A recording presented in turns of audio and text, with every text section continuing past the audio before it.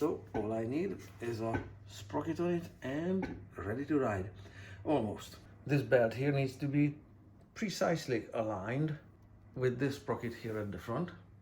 So for this I have, of course, a new sprocket and spacer rings. These ones I may not use, but I have all kinds here. I have a bunch of 3mm ones and two 1mm ones. Let's do the math here. So space can be adjusted in 1mm increments. 1 plus 1 is 2. I know you can count. If you need thicker than 2, you put on a 3. If you need thicker than 3, you can put on a 3 and a 1, that's 4.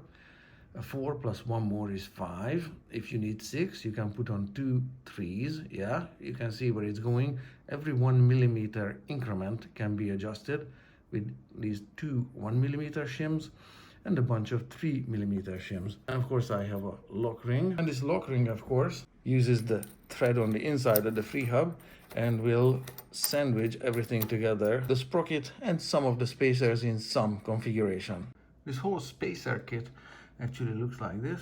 It says 2 pieces of 9mm angled spacers, 6 pieces of 3mm, 2 pieces at 1mm, a lock ring, and they included a 16-tooth sprocket. I think I'm gonna go with this 9mm wide spacer on the inside, and then on the outside as many as needed to get this successfully tightened to the standard 40 Newton meters of torque. And to get that tightened, these spacer rings need to overlap this rim here just a tiny bit with the proper wrench, of course, and the proper torque wrench, of course.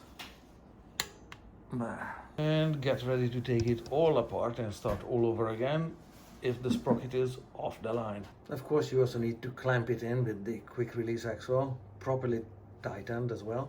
That's looking not too bad on that side. It's looking pretty good there.